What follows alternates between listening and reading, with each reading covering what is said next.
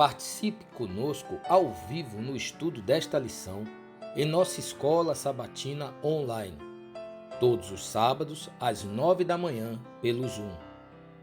No final deste vídeo, veja como participar.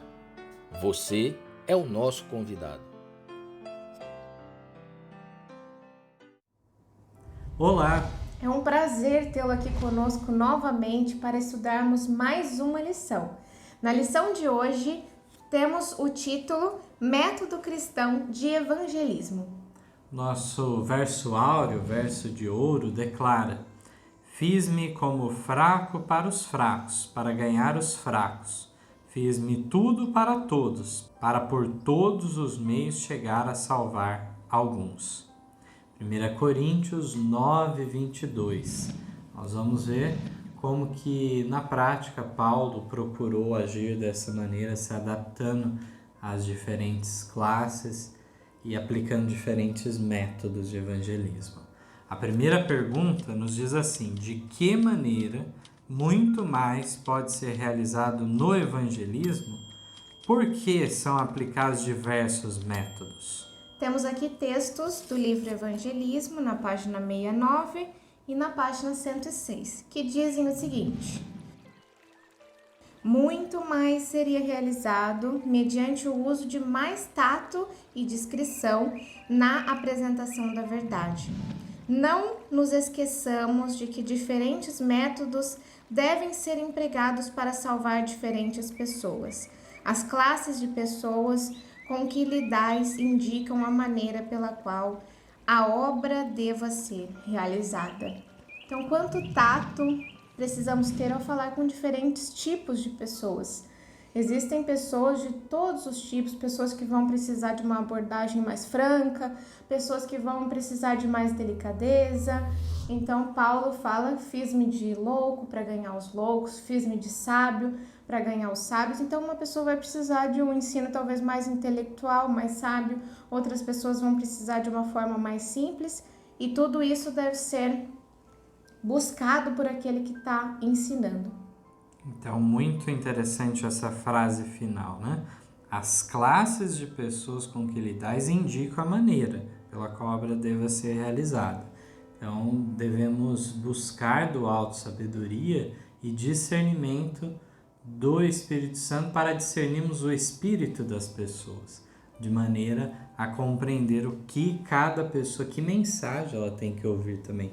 Não só o método, mas o próprio conteúdo da mensagem, ela tem que ser de acordo com a necessidade da pessoa. Nem sempre isso é óbvio, às vezes é contraintuitivo, mas devemos pedir a Deus que Ele nos guie nesse trabalho.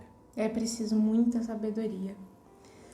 A segunda pergunta diz: à semelhança de Paulo, como devemos agir na apresentação do Evangelho? Qual foi o dolo que o apóstolo utilizou? O texto de 1 Coríntios 9, 22 a 23 diz: Fiz-me como fraco para os fracos, para ganhar os fracos. Fiz-me tudo para todos, para por todos os meios chegar a salvar alguns. E eu faço isso por causa do Evangelho, para ser também participante dele. Então é preciso muito jogo de cintura ao lidar com vários tipos de pessoas.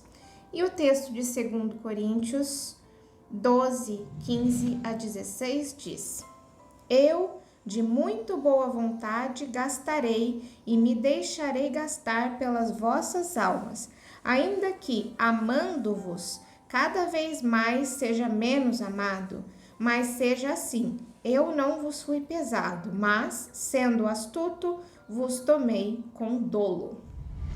Então esse é um texto que nos surpreende um tanto, a linguagem forte que Paulo usa. O dolo normalmente está relacionado a algo negativo, a astúcia também que ele fala, então se torna um texto até de uma difícil interpretação.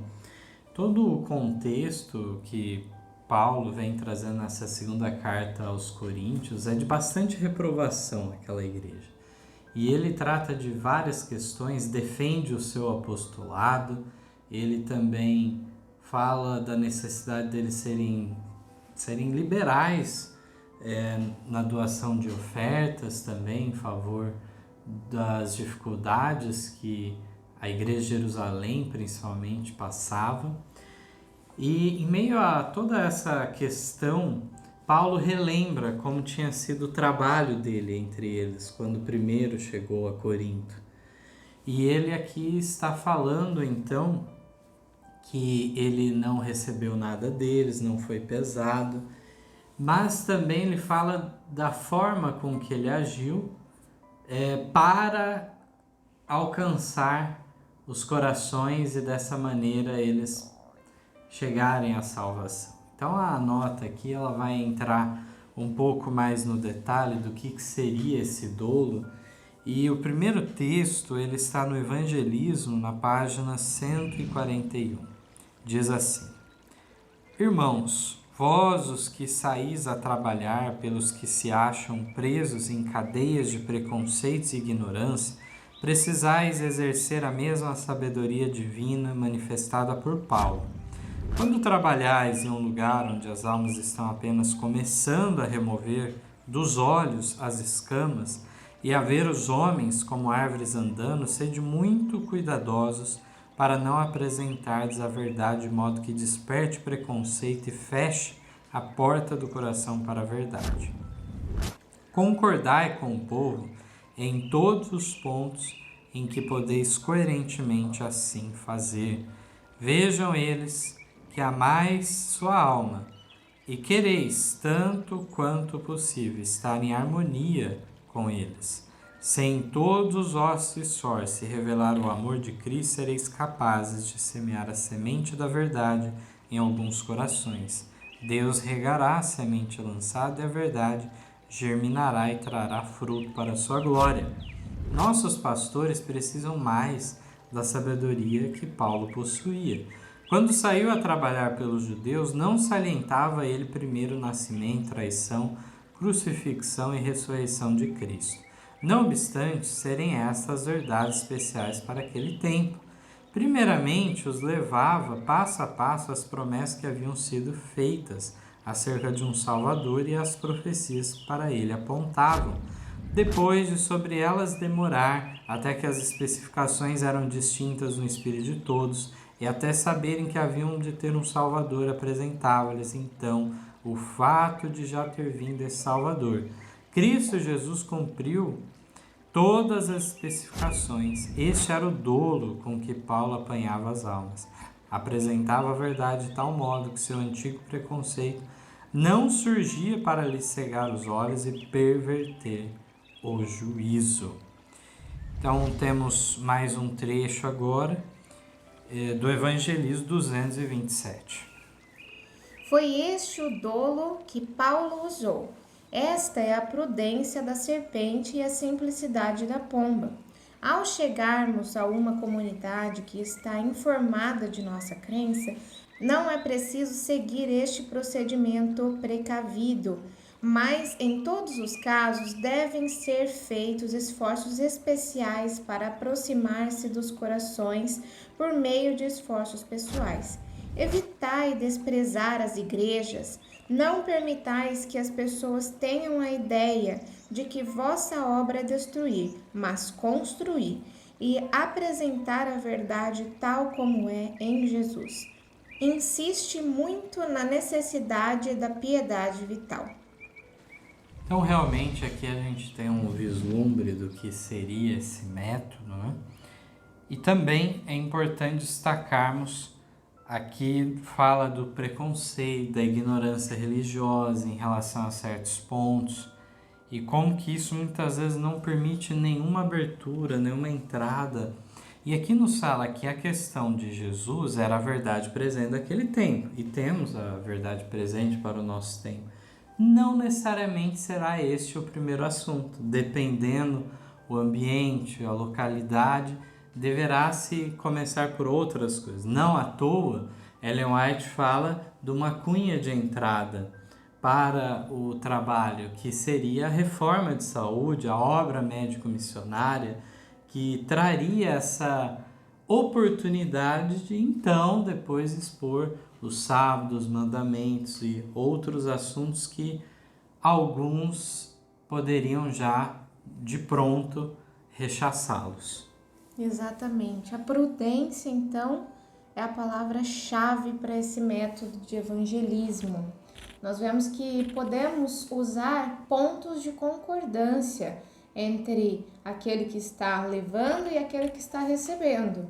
Não precisa começar então com algo que já vai causar polêmica, que vai causar discórdia, mas comece então por algo com ponto de concordância ou com a mensagem de saúde, como você comentou, para que não venha assim ser fechada uma porta. Mas diz que nem sempre vai ser preciso todo esse jogo de cintura. Então, existem pessoas que já estão familiarizados com a nossa fé, que aí já pode ser mais direto ao ponto. Mesmo assim, aqui termina dizendo do cuidado em não desprezar igrejas, denominações, de maneira com que as pessoas venham achar que são pessoas simplesmente críticas, destrutivas, né? Mas, na realidade, o enfoque deve ser o quê? Na restauração da verdade. Aí sim, as pessoas compreenderem, olha, é necessário recuperar algo que se perdeu ao decorrer do tempo. Exatamente. A terceira pergunta, então, nos fala assim: que cautela devemos ter para não suscitar desnecessariamente o preconceito? O que Deus revelou quanto aos católicos? Nossa obra é no sentido de derrubar ou de construir?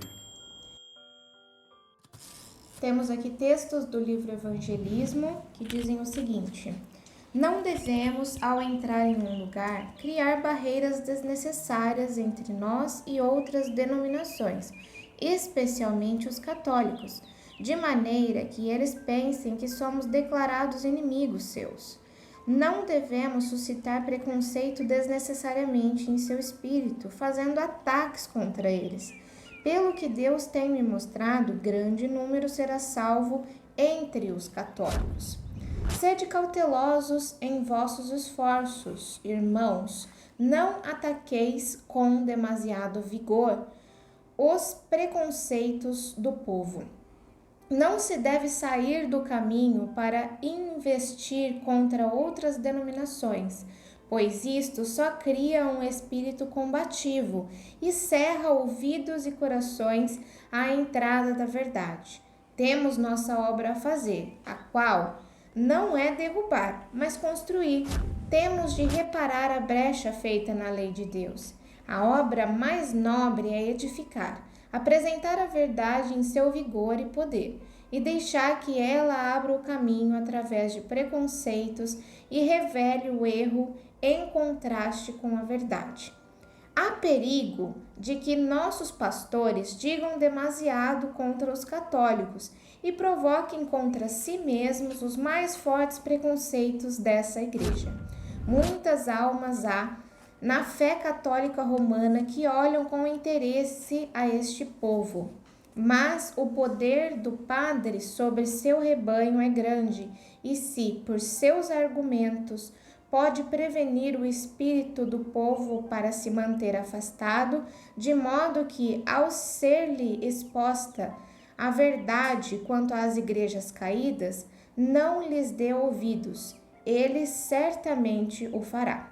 Mas, como cobreiros de Deus, são-nos providas armas espirituais poderosas para derrubar as fortalezas do inimigo. Que linda mensagem para nós, para que a cada dia sejamos mais cautelosos, mais amorosos. Então, as perguntas são as seguintes: que cautela devemos ter para não suscitar desnecessariamente o preconceito?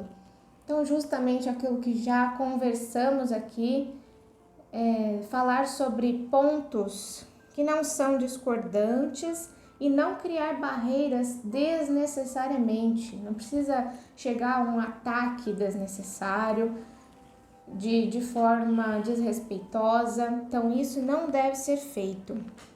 Pergunta também o que Deus revelou quanto aos católicos. Diz que muitos Então, dentro dos católicos serão salvos, estão fazendo o correto conforme a luz que eles têm. E nossa obra é no sentido de derrubar ou de construir. Com certeza de construir, mas pode ser feito o oposto se não agirmos da forma correta, como estamos aprendendo aqui. Mas alguém pode questionar: a mensagem adventista inevitavelmente não levará a uma denúncia do papado, por exemplo? E de fato levará.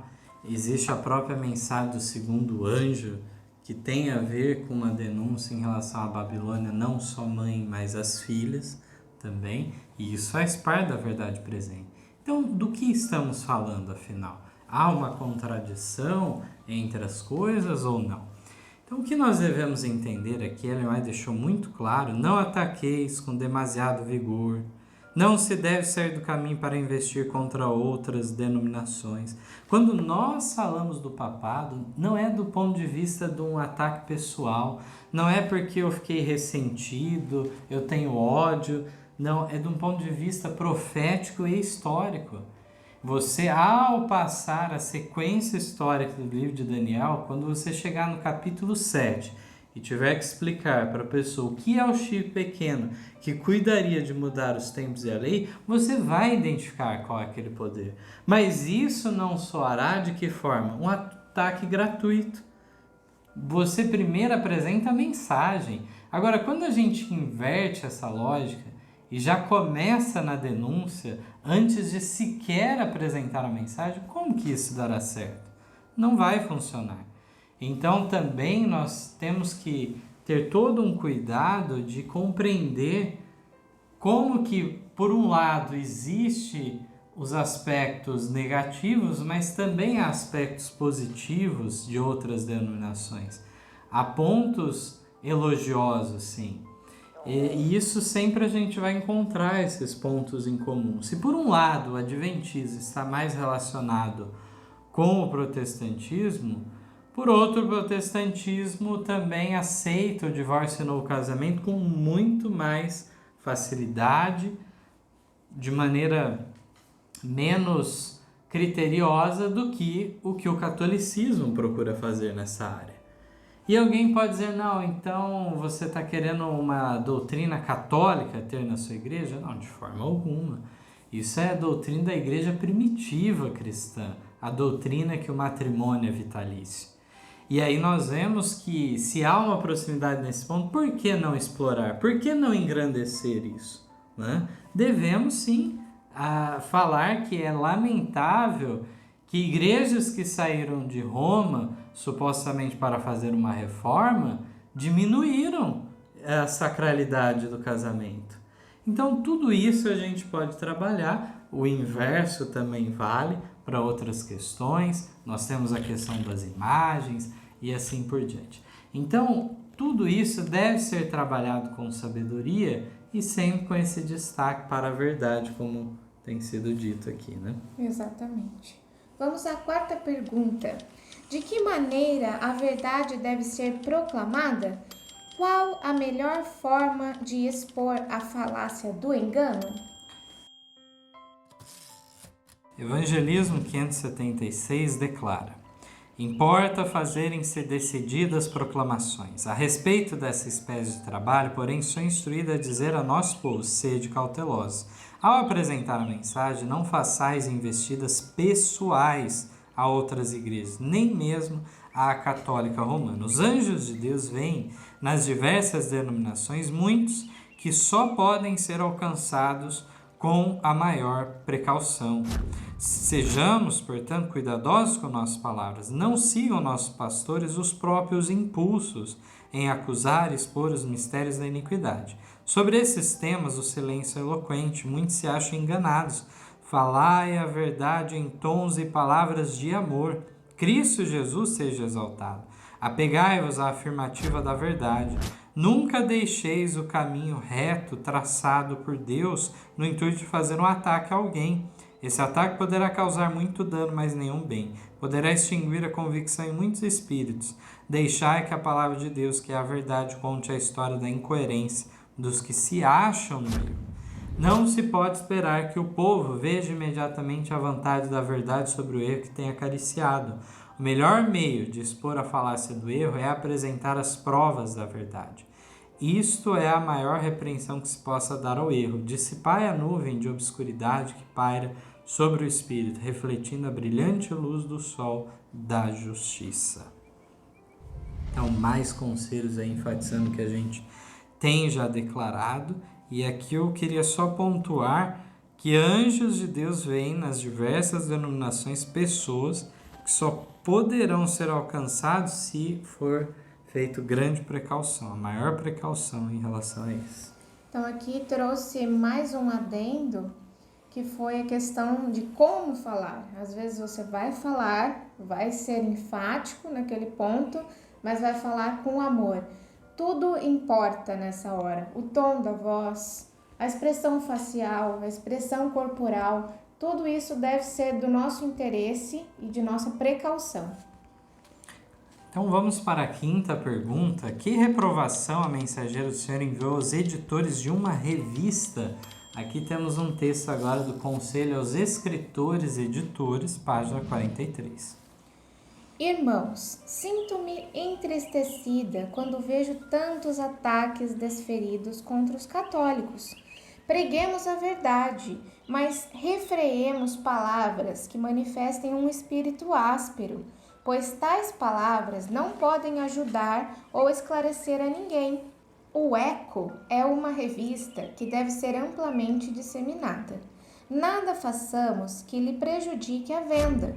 Não há razão por que ela não seja como a luz brilhando em lugar escuro, mas, por amor de Cristo, demos ouvidos às admoestações dadas quanto a não fazer demolidoras observações quanto aos católicos. Muitos deles leem o Eco e entre estes há pessoas sinceras que hão de aceitar a verdade. Mas fazem-se coisas que são como fechar-lhes a porta no rosto quando estão a ponto de entrar. Publiquemos no Eco mais animadores testemunhos de ação de graças. Não devemos obstruir seu caminho, impedindo-o de ir a todas as partes do mundo por torná-lo mensageiro de expressões duras. Satanás se regozija quando se encontra em suas páginas uma palavra mordaz. Então aqui ela está falando sobre uma revista, a revista Eco, e como deveriam ser então as palavras, as publicações dessa revista. Diz que tinham católicos que liam, que às vezes estavam esperando para entrar, mas essas palavras duras, muitas vezes mal colocadas, eram como fechar a porta no rosto daquele que estava querendo entrar. Que expressão dura, né? Você imaginar a pessoa tá entrando, tá passando pela porta e aí a porta se fecha. Então, não só o cuidado no evangelismo, né, pessoal, nas pregações, mas aqui fala na página impressa. Então, imaginemos hoje, né, no nosso contexto de redes sociais, onde você muitas vezes não tem nem controle de até onde irá as suas palavras, né? Naquela época, muitas vezes, você tinha uma noção ainda mais clara de qual que seria o alcance de algo, mas realmente hoje uma publicação sua, áspera, mordaz, pode ser até ressuscitada lá de trás, algo que você disse e aquilo ser tirado proveito, tirado de contexto e tudo mais. Claro que muitas vezes vai ser até injustificado algo, mas fato é que se a gente vigiar em nossas palavras, será importante então para evitar certos mal-entendidos. Com certeza isso será muito importante. A sexta pergunta: de que forma muitos justificam sua falta de cortesia cristã? Deus escolheu certos reformadores porque eram impetuosos ou apesar disso? Olha só, duas perguntas aí muito importantes para a gente. O texto que leremos é do Testemunhos para a Igreja, volume 4, página 486. Declara: Pessoas severas e propensas a censurar desculpam-se às vezes ou procuram justificar a sua falta de cortesia cristã, porque muitos reformadores manifestaram esse mesmo espírito e alegam que a obra do presente tempo exige espírito idêntico, mas tal não é o caso. Um espírito manso e sob perfeito controle ajusta-se melhor a qualquer meio, mesmo na companhia dos mais rudes. Zelo imprudente não beneficia a ninguém. Deus não escolheu os reformadores porque fossem homens impetuosos e ávidos dominadores. Aceitou-os tal qual eram, a despeito desses traços de caráter. Ter-lhes-ia, porém, imposto responsabilidades 10 vezes maiores se tivessem sido humildes e subordinados sempre o espírito ao controle da razão. Embora os ministros de Cristo devam denunciar o pecado e a impiedade, a impureza e a hipocrisia, embora algumas vezes sejam chamados a condenar o pecado entre os mais elevados, bem como entre os humildes, expondo-lhes que a indignação de Deus cairá sobre os transgressores de sua lei, por outro lado, não lhes compete ser dominadores ou tirânicos. Devem antes manifestar bondade e amor, uma disposição para salvar e não para destruir.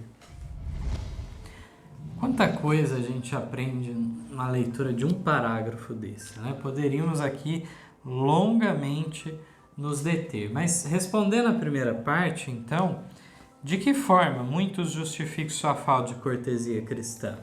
Mas os reformadores faziam isso. Temos Lutero, impetuoso, né? Temos Paulo, temos alguns reformadores, alguns apóstolos que também agiam dessa forma.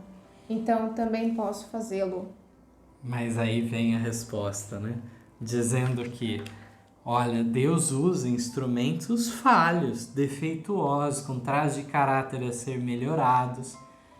Mas se eles não tivessem aqueles traços de caráter defeituosos, o que Deus teria feito com eles? Muito mais. Mas a responsabilidade, a influência seria muito maior ainda. Então, muitas vezes, pela nossa atitude, nos limitamos a ser um pequeno instrumento. E poderíamos ser muito mais se desenvolvêssemos nossa personalidade, nosso caráter. Então, aqui fala, né, que o espírito manso, ele é melhor em qualquer situação, mesmo entre os rudes, aqui diz. Que interessante, né? Por isso que o nosso modelo sempre deve ser Cristo, mesmo que tenhamos muitas coisas a aprender com os reformadores, com os apóstolos, mas eles eram falhos, né? E Cristo não. Então, nós devemos sempre seguir esse modelo, porque aí não há erro. Exato. Então, nós vemos que realmente eles foram homens corajosos, homens impetuosos naquela época em que era difícil colocar contra o poder dominante.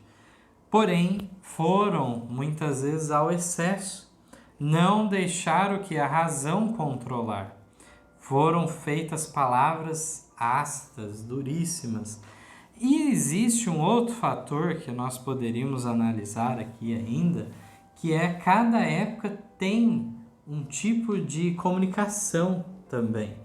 É inevitável que você se adapte em partes, não completamente necessariamente, mas em partes você se adapte à época em que você vive. É inevitável que isso ocorra para você se comunicar com as pessoas.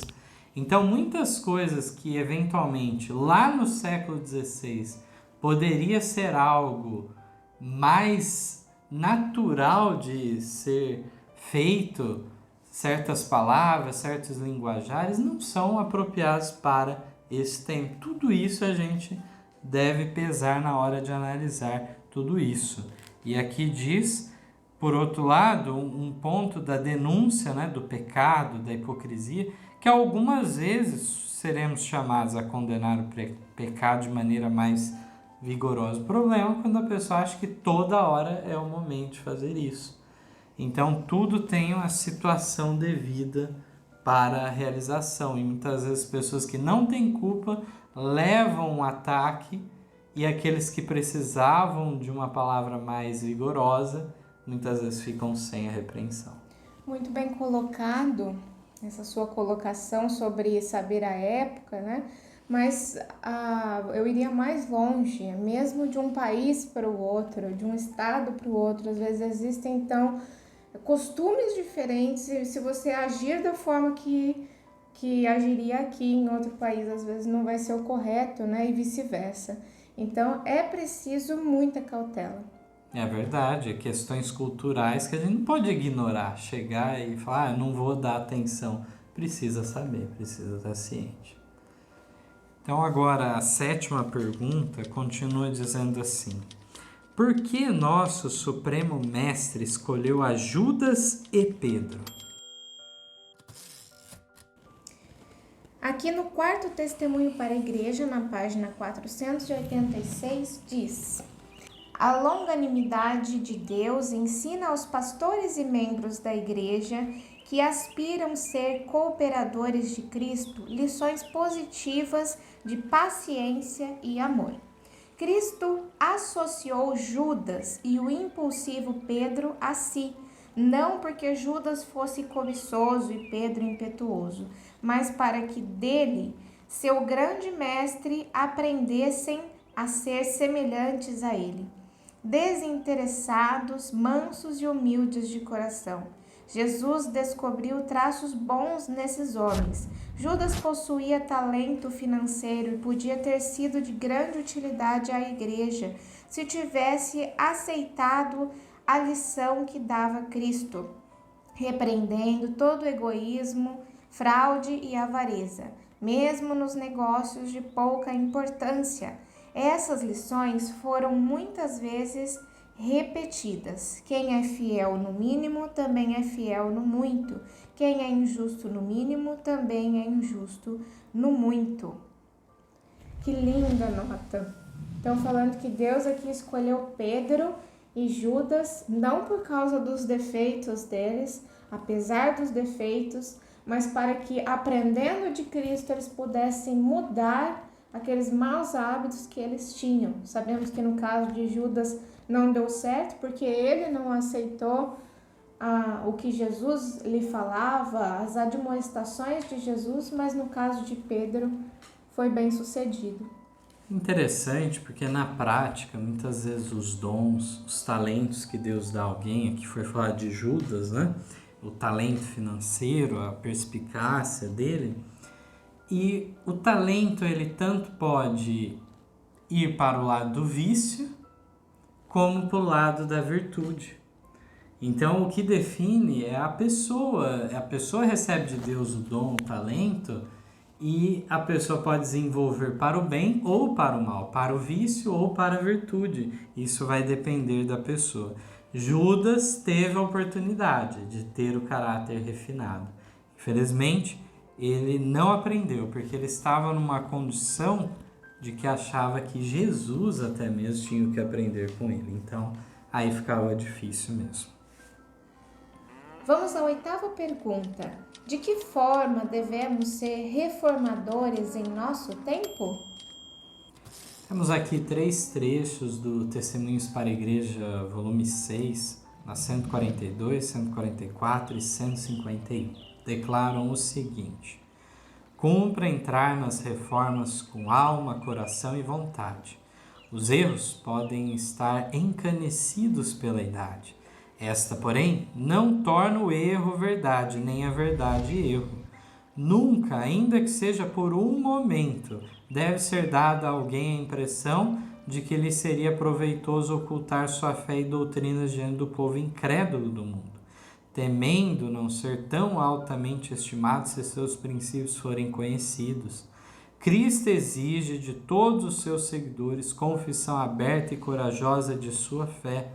Cada um deve ocupar sua posição e ser aquilo que Deus designa que ele seja, como espetáculo ao mundo, aos anjos e aos homens. Os reformadores não são demolidores, jamais procurarão arruinar os que se não conformam com os seus planos e não se lhes assemelham. Os reformadores precisam avançar, não recuar. Cumpre-lhes ser decididos, firmes, resolutos, inflexíveis, mas a firmeza não deve degenerar em espírito dominador. É desejo de Deus que todos quantos o servem sejam firmes como a rocha no que diz respeito a princípios, mas mansos e humildes de coração, como era Cristo. Então, permanecendo em Cristo, poderão realizar a obra que ele faria se estivesse em seu lugar. Um espírito rude e condenador não é essencial ao heroísmo nas reformas para este tempo. Todos os métodos egoístas no serviço de Deus são uma abominação aos seus olhos. A lição procurou equilibrar vários aspectos deste assunto e continuaremos nas próximas semanas analisando outros aspectos ainda. E aqui nos fala da necessidade de reforma, na necessidade então de não ter vergonha da fé que tem. Fala de ser então firme com os princípios. Mas isso, firmeza, não deve significar o quê? Dominação, rudeza, nada disso. Então é diferente, é aquilo que eu falei. A pessoa ela pode ter tanto uma característica já de mais firmeza, e ela tem que tomar cuidado para aquilo não degenerar numa dominação, numa tirania, ou a pessoa que é muito tímida, duvidosa, deve procurar, então, não ficar nessa condição, mas desenvolver uma firmeza. Porque se ela ficar nessa condição, ela será infiel à mensagem que Deus dá a ela. Então, aqui, de ambos os lados, tem perigos e nos fala, então, que alguém pode achar que é necessário algo extraordinário, uma pessoa muito... de forma, métodos que se destaca como um herói, né? Alguma coisa assim, e diz que não é essencial isso para as reformas para esse tempo. Deve haver a simplicidade de Jesus, deve-se entender que não vai ser uma pessoa só que vai resolver toda a situação, mas o povo de Deus deve então ter as gemas da verdade restauradas no seu meio. É a constante busca do equilíbrio, como sempre vemos. Então aqui fala que você tem que ser firme, mas em outro caso não tem que ser firme, né? Não tem que ser dominador. Então cada um deve conhecer a si próprio, ver quais são as suas tendências e procurar o equilíbrio que a palavra de Deus sempre nos traz. Então é preciso ser firme, é preciso falar o correto, é preciso arguir com a pessoa, mas também é preciso ter amor, é preciso saber como falar. Então, em todas as coisas, o equilíbrio está à disposição. Agradecemos por ter nos acompanhado até aqui. Se fez sentido essa mensagem, leve adiante, que possamos então realmente ser transformados por essas mensagens celestiais e venham trazer mudança real em nossas vidas. Amém. Amém. Em nosso site vocês encontrarão estudos, notícias, dicas de saúde, além de todas as nossas lições. Participem conosco através da nossa página no Facebook e assistam todas as nossas lições através do YouTube. Você também pode participar ao vivo das lições da Escola Sabatina todos os sábados a partir das 9 da manhã pelo Zoom. Ligue ou mande uma mensagem para os números de WhatsApp que aparecem na tela e venha estudar conosco. Você é o nosso convidado.